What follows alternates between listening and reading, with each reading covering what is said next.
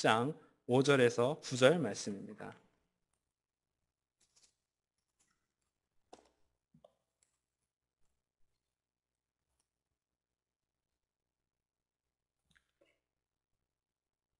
창세기 6장 5절에서 9절 말씀. 찾으셨으면 제가 봉독하겠습니다. 여호와께서 사람의 지악이 세상의 관영함과 그 마음의 생각의 모든 계획이 항상 악할 뿐임을 보시고 땅 위에 사람 지으셨음을 한탄하사 마음에 근심하시고 가라사대 나의 창조한 사람을 내가 지면에서 쓸어버리되 사람으로부터 육축에 기는 것과 공중의 새까지 그러하리니 이는 내가 그것을 지었음을 한탄함이라 하시니라. 그러나 노아는 여호와께 은혜를 입었더라. 노아의 사적은 이러하니라. 노아는 의인이요 당세의 완전한 자라. 그가 하나님과 동행하였으며. 아멘. 입니다. 오늘은 우리 민족이 일본으로부터 해방된 지 65년을 맞는 해방의 날입니다. 민족이 독립을 이루어 살아가는 듯 하였지만은 남과 북이 나누어지게 되고 지금까지 지구상에서 유일하게 분단 국가로 살아가는 민족이 되었습니다. 이명박 대통령은 8.15 경축사를 통해서 공정한 사회, 모두가 잘 살고 따뜻한 사회를 만들고 이제 녹색 산업에 1등 되는 나라를 만들며 미래 통일을 이루어가는 아름다운 비전을 국민들에게 제시를 했습니다. 비록 저와 여러분이 미국에 와서 살기는 하지만 두고온 조국에 대해서 사랑과 열정은 오히려 더 크다고 할 수가 있을 것입니다. 오늘 평화통일주의를 맞으면서 민족에 합당한 사람, 나아가 민족에 합당한 교회가 어떠한 사람과 교회가 되어야 할 것인가를 본문을 통해서 함께 나누며 또 같이 기도하는 귀한 시간이 될 수 있기를 바랍니다. 오늘 노아가 살던 시대는 죄악이 관영하는 시대라고 그랬습니다. 어느 한 구석도 성 한 대가 없는 그러한 시대라고 하는 말입니다. 그런데 노아는 8절에 보면은 하나님의 은혜를 입었다. 여호와의 은혜를 입었다고 말씀하고 있습니다. 오늘 나 자신뿐만 아니라 민족은 하나님의 은혜를 입어야 됩니다. 우리 민족은 특별히 하나님께서 은혜해 주셔서 하나님의 은혜로 지금까지 오게 되었다고 하는 사실을 우리는 알 수가 있습니다.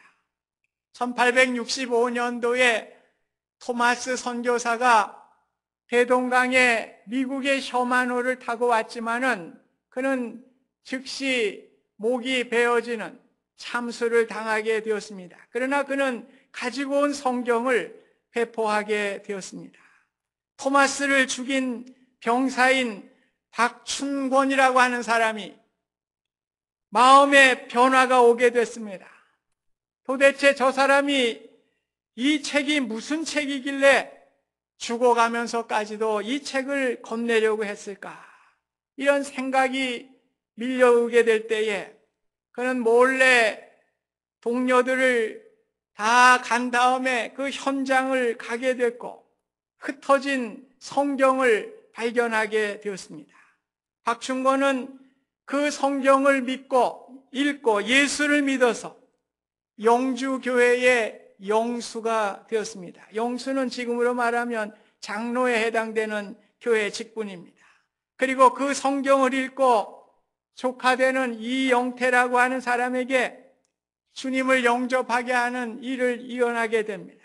이영태는 평양의 숭실대학에 진학하게 되고 선교사 레이놀즈의 조사가 되어서 성경을 번역하는 일을 돕게 되었습니다. 그래서 우리가 가지고 있는 성경의 3분의 2 정도가 오늘 이영태라고 하는 사람에 의해서 번역이 되게 된 것입니다. 그리고 박충권에 앞서서 토마스 선교사로부터 성경, 한문 성경 3권을 받은 소년이 있었습니다. 이 최치량이라고 하는 소년인데 성경을 읽을 수 없는 그 당시의 금서이기 때문에 친척되는 평양의 영문 주사인 박영식이라고 하는 사람에게 그 성경을 건네 주었습니다. 박영식은 이 성경을 건네받고 질이 좋은 종이로 되어진 성경이므로 자신의 집에 도배를 하고 싶다고 하는 생각이 들었습니다. 당시 중국 한자로 번역된 성경은 한지류로 만들어졌기 때문에 종이의 질이 좋았고 한 면만 글을 썼기 때문에 인쇄되어서 도배가 가능했다고 합니다. 예전에 우리 한국의 방들이 다 조그맣지 않습니까? 그래서 성경책 2개만 찢어서 도배를 하면은 바닥과 벽과 지붕까지 다, 저 천장까지 다 도배를 할 수 있었다고 합니다.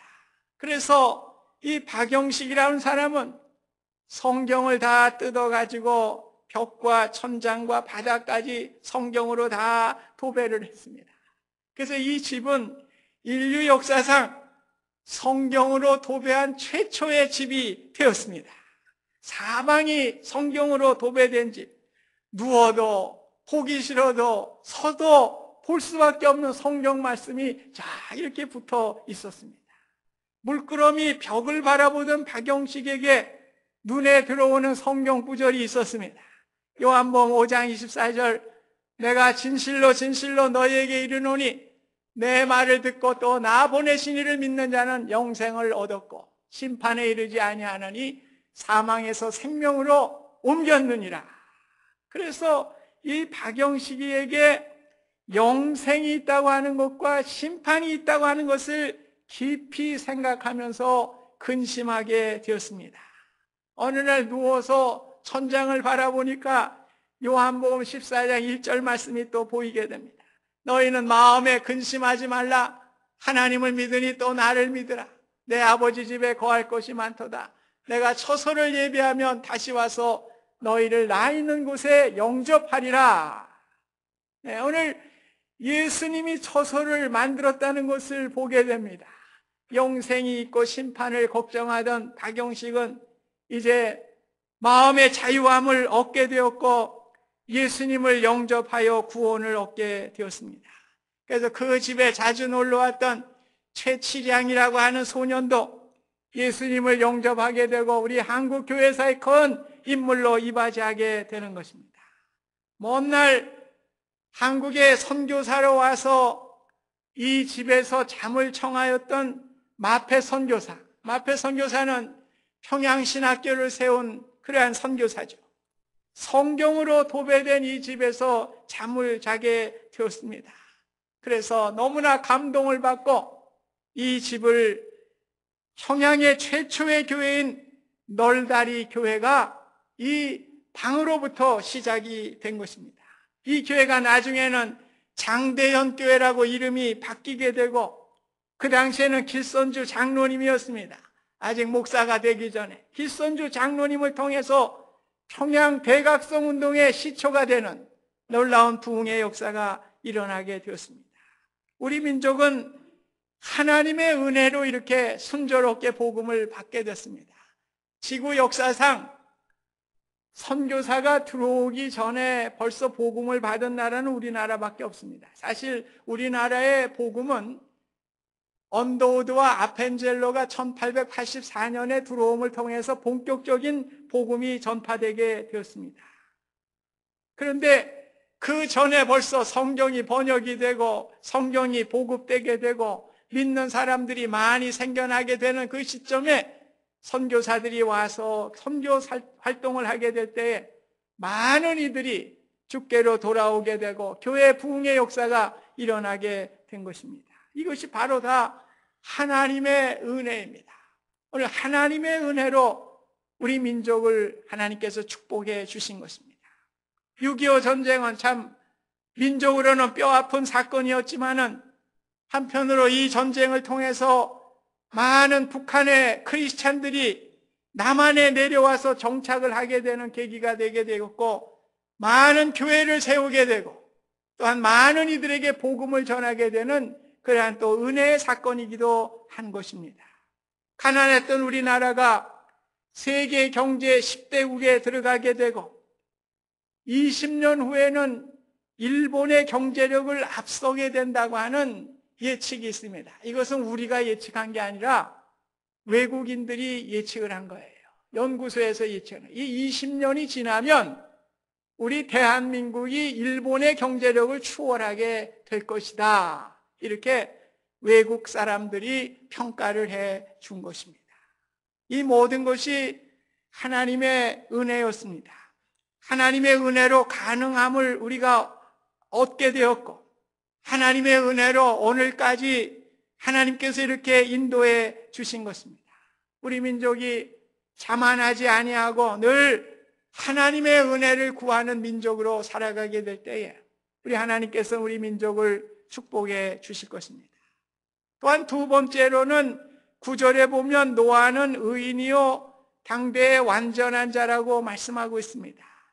죄악이 관영한 시대, 그 시대는 5절에 보면 이렇게 표현합니다. 마음으로 생각하는 모든 계획들이 항상 악한 시대다. 그렇게 표현합니다. 오늘 마음으로 생각하는 모든 계획들이 악한 세대 가운데서도 노아는 당대의 의인으로서 바르게 생각하며 바르게 살아가는 양심 있는 사람이었음을 성경은 말씀하고 있습니다. 노아는 세상의 시류에 휩쓸리지 아니하고 오히려 탕류가 밀어닥칠지라도 자기를 세워 바르게 살았던 사람이었습니다. 오늘 우리 민족에 요구하는 사람이 바로 이러한 사람일 것입니다. 오산학교를 세우신 이승훈 선생님은 혼탁한 세상 가운데서도 의롭게 살았던 사람이었습니다. 이승훈은 태어난 지 10달도 되지 않아서 어머니를 잃게 됩니다. 할머니 품에서 자라나게 되는데 그의 나이 10살에 할머니도 세상을 떠나게 되고 이어서 아버지도 세상을 떠나게 되었습니다. 이승훈은 극심한 가난과 불행 속에서도 의롭게 삶에 충실하게 살아갔습니다.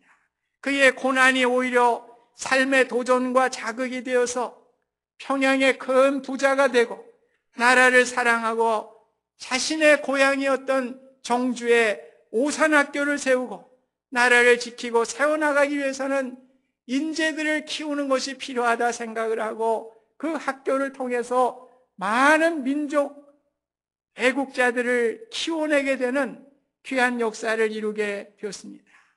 1910년 나라가 일본에 완전히 빼앗기는 한일 합방이 일어나게 될 때에 그는 가슴을 치며 통곡하면서 처절한 마음을 가눌 길이 없어서 평양거리를 헤매다가 산정현 교회로 발길을 옮기게 됩니다.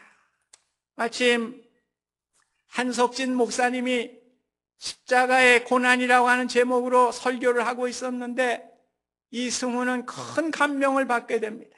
십자가에 나타난 희생과 사랑의 정신이 자기와 민족을 구원할 수 있다고 하는 말씀 속에서 삶의 진리를 발견하게 되었습니다.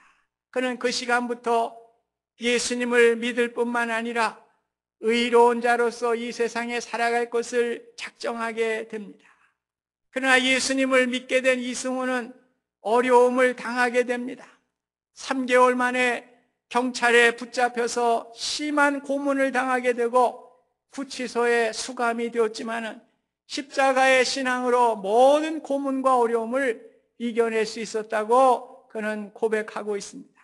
그는 구치소의 동료들에게 제가 구치소에 갇혀 수없는 고문을 달게 받으면서 참아낼 수 있었던 것은 신앙의 힘이었습니다. 십자가 고난에 동참하는 신앙의 힘이었습니다. 만일 하나님을 믿지 않았다면 저는 벌써 절망하고 말았을 것입니다. 그는 구치소에서 이렇게 기도하였다고 합니다. 아버지 하나님이시여, 우리 주님도 십자가의 큰 고통을 참아 당신의 뜻을 이루셨듯이 저도 이 고통을 잘 참아 당신의 높은 뜻을 이루게 하옵소서. 하루는 1919년 독립선언서를 작성하기 전에 33인 중 누가 먼저 그 이름을 써야 될 것인가를 가지고 언성을 높이고 있었다고 합니다. 이 광경을 본 이승훈은 지금이 어느 때라고 이러시오? 이것은 죽는 순서요. 죽는 순서로 손병희를 먼저 쓰시오. 이 말 한마디에 분위기가 조용해졌고 순서는 쉽게 정해졌다고 합니다. 언젠가 이승훈에게 이런 질문을 했다고 합니다. 선생님을 가리켜 민족주의자라고 할 수 있습니까? 예, 나 역시 한때는 우리 민족만을 생각하면서 살던 때가 있었습니다. 그러나 하나님을 믿기 시작하면서 생각이 완전히 달라졌죠. 왜냐하면 하나님은 성경을 통해서 이 땅에 많은 민족이 살고 있지만 전체 인류는 결국 한 가족이라고 가르치시기 때문입니다. 내가 지금껏 일본을 대항해서 싸운 것은 그들의 불의 때문에 그런 것이지 절대 민족이 다르다는 이유 때문에 그런 것은 아니었습니다. 이승호는 우리 민족만을 사랑한 것이 아니라 온 인류가 한 가족임을 인식하면서 그 인류를 위해 살고자 했던 그러한 사람이었습니다. 우리는 지금 미국이라는 정치와 경제와 문화의 최첨단의 나라에 와서 살고 있습니다. 오늘 우리는 이승훈의 정신을 우리가 본받고 하나님을 사랑하며 나라와 민족과 교회를 사랑할 뿐만 아니라 나아가 온 인류를 사랑하는 값진 삶으로 우리가 나아가게 되어야 할 것입니다. 성경에 나온 노아와 같이 비록 죄악이 가득 차고 삶의 고난과 어려움이 많다고 하여도 우리의 모습이 미약하고 연약해 보인다고 할지라도 노아가 방주를 만들고 120년 동안 모진 모욕과 비양감을 받으면서도 끝까지 의롭게 살아갈 수 있었던 것과 마찬가지로 오늘 우리는 하나님이 주신 의로움을 통해서 우리에게 주신 구원의 방주를 지어가며 구원의 역사를 이루어가야 할 것입니다. 민족과 인류를 위해 십자가와 순환도 감수하겠다는 십자가의 정신을 가지고 우리 자신과 우리 자녀들에게 가르치는 합당한 사람, 의로운 사람이 되어야 할 것입니다. 많은 경제학자들이 그런 얘기를 합니다. 중국이 이제 조금 있으면 일본을 벌써 제꼈다고 그러죠. 세계 미국 다음에 제2의 경제 대국이 되었습니다. 그런데 부정적인 것이 있어요. 선진국으로 가기 위해서는 백성들이 의로워야 한다는 것입니다. 도덕 수준이 의롭지 못하면 어느 정도까지는 이룰 수 있지만은 그 이상을 이룰 수가 없다는 것입니다. 그만큼 양심과 정의와 자유와 이런 모든 것들이 어울려질 때에 선진국으로 갈 수 있고 축복의 삶을 살아갈 수가 있다고 하는 것입니다. 오늘 우리에게 필요한 것은 의로움입니다. 오늘 우리는 늘 양심과 정의와 우리에게 주어진 하나님의 뜻을 따라서 의롭게 우리가 살아가게 될 때에 하나님은 우리 민족을 축복하시고 우리 교회를 축복하시고 우리 민족을 통해서 하나님의 놀라운 역사를 이루어 가실 줄 믿습니다. 마지막으로는 9절에 보면 하나님과 동행한 사람이라고 그렇게 말씀합니다. 하나님과 동행하는 노아에게 새 창조의 역사를 주신 것입니다. 노아의 생활은 미미하게 보였고 세상의 웃음거리가 되었습니다. 방주를 만들 때 물가에서 만든 것이 아니라 산 위에 올라가서 방주를 만들었습니다. 세상 사람들은 노아가 미쳤다고 생각하였을 것입니다. 노아 자신도 이러한 일은 이해되지가 않았을 것입니다. 노아의 상식과 합리적인 생각으로도 도저히 이해할 수 없는 일이었습니다. 그러나 하나님과 동행하였던 노아는 자신의 생각을 완전히 접어버리고 하나님이 원하시는 방법대로 선택하며 용기 있게 나아간 사람이었습니다. 남들이 나를 어떻게 보느냐, 남들이 생각하는 상식이 무엇냐를 뛰어넘어서 하나님이 원하시는 방법이 무엇인가를 생각하며 나아가게 될 때에 습관과 굴레를 벗어나고 새로운 하나님의 역사를 창조해가는 귀한 일이 일어나게 된 것입니다. 오늘 하나님과 동행하는 것은 무엇일까요? 하나님의 뜻을 따라 사는 거예요. 오늘 내 생각, 내 모든 것, 상식 다 접어버리고 하나님의 뜻을 따라 살아가는 사람이 하나님과 동행하는 사람입니다. 우리나라가 1948년 대한민국 정부를 수립할 당시에 사실은 우리 민족이 민주주의를 선호하는 것보다는 공산주의를 더 선호했습니다. 왜냐하면 이데올로기를 떠나서 모두가 다 평등하게 잘 살 수 있다고 하는 이야기를 하니까 국민의 78%가 공산주의를 더 선호하였습니다. 그런데 하나님께서 이승만 대통령을 통해서 민주주의 나라를 세우게 하시고 특별히 재헌국회 나라를 시작하게 될 때에 함태영 목사님의 기도로 우리 나라가 시작되게 되었다고 하는 사실을 여러분은 기억하셔야 하는 것입니다. 하나님의 동행을 추구하면서 하나님 이 민족을 도와주십시오, 인도해 주십시오 기도하며 시작한 나라가 바로 대한민국입니다.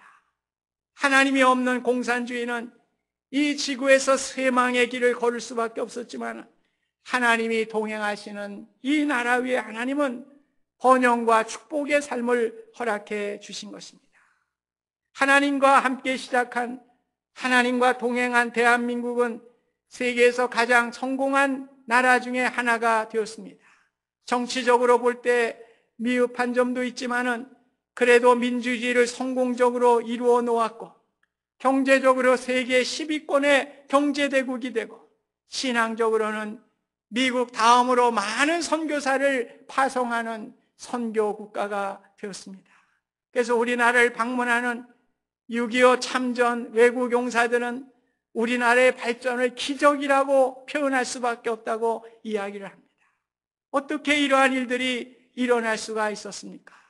물론 많은 요인들이 있지만 저는 신앙적으로 해석할 때 하나님과 동행하는 민족으로 삼아주셨기 때문에 하나님께서 축복해 주신 것입니다. 하나님과 동행하는 사람은 자신을 의지하지 않고 하나님을 의지하는 사람입니다. 하나님과 동행하는 사람은 최고의 가치이신 하나님의 말씀을 듣고 순종하는 사람입니다.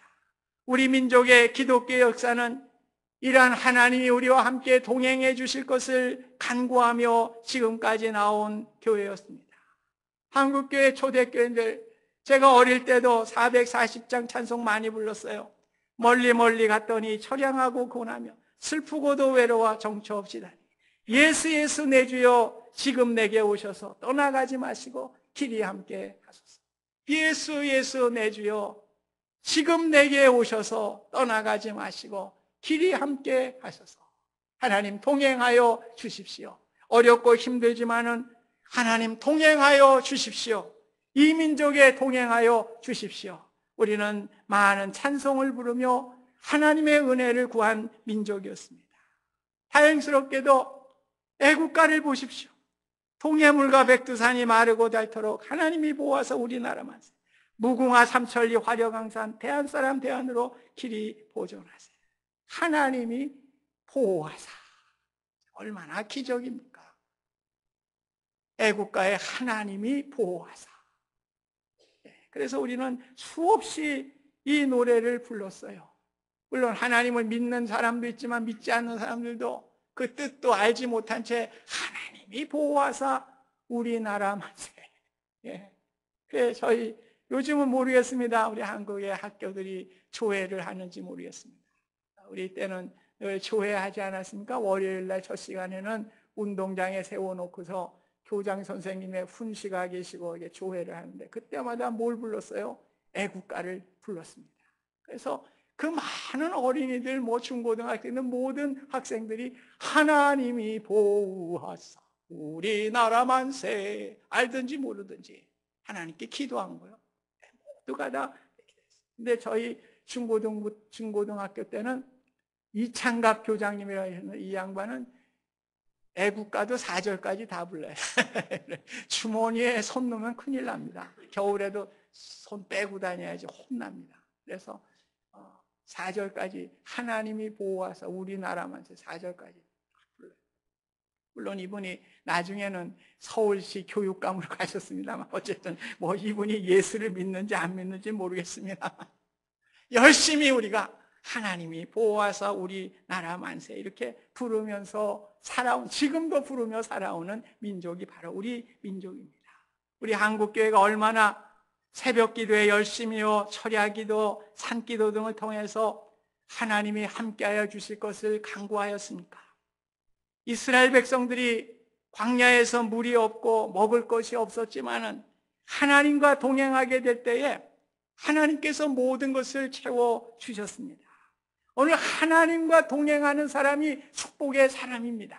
오늘 하나님께서는 광야에서 아무것도 생겨날 거 없는 이러한 상황이지만은 하나님은 만나와 메추라기와 반석의 물을 깨뜨려서 이스라엘 민족에게 먹여주시고 마시게 해주셨습니다. 왜 그렇습니까? 하나님이 동행하니까요. 구름 기둥과 불 기둥으로 함께 하시는 하나님과 동행하는 민족이 되게 될 때에 하나님이 축복해 주신 것입니다. 오늘 평화통일 65주년을 맞으면서 노아와 같이 우리는 하나님의 은혜로만 살 수 있음을 고백해야 하겠습니다. 하나님의 은혜입니다. 모든 것이 다 하나님의 은혜요. 하나님의 은혜로만 우리가 살아갈 수 있음을 우리가 고백해야 합니다. 오늘 세상 가운데서도 늘 의롭게 살아야 합니다. 오늘 우리가 양심을 버리고 불의한 것에 우리가 빠져들지 아니하고 늘 바르게 살아갈 수 있도록 우리 자녀들에게 신앙적인 것을 가르치고 바른 사람, 양심적인 사람, 정의로운 삶으로 살아갈 것을 우리가 늘 가르쳐야 할 것입니다. 오늘 우리 민족이 통일을 이루고 번영을 이루기 위해서는 우리가 늘 하나님과 동행해야 됩니다. 세 가지입니다. 오늘 우리는 하나님의 은혜로 살아가야 되는 것입니다. 의롭게 정의롭게 살아가야 되는 것입니다. 하나님과 동행하는 삶을 통해서 오늘 노아를 통해서 하나님의 구원의 역사를 이룬 것 같이 오늘 우리 민족, 또 특별히 이 땅에 살아가는 저희들, 또 한인교회들을 세워주셨는데 우리 한인교회를 통해서 이 땅에 하나님의 복음의 역사를 이룰 수 있는 귀한 교회, 민족이 될 수 있기를 주님의 이름으로 소원드립니다. 오늘 이 꿈입니다. 우리가 비록 가난하고 어렵고 힘들다고 할지라도 오늘 이 땅에서 하나님의 은혜로 살아가고 오늘 바르게 살아가고 또한 하나님과 동행함을 통해서 우리 민족의 축복과 우리 민족을 통해서 하나님의 놀라운 구원의 역사가 일어날 수 있기를 주님의 이름으로 축원드립니다. 감사하신 하나님, 우리 민족을 사랑하여 주시고 지금까지 은혜 베풀어 주신 것을 감사드립니다. 우리 민족을 사용하여 주시고 노아와 같이 구원의 역사를 이룰 수 있는 복된 민족으로 축복하여 주시옵소서. 예수님의 이름으로 기도하옵나이다. 아멘.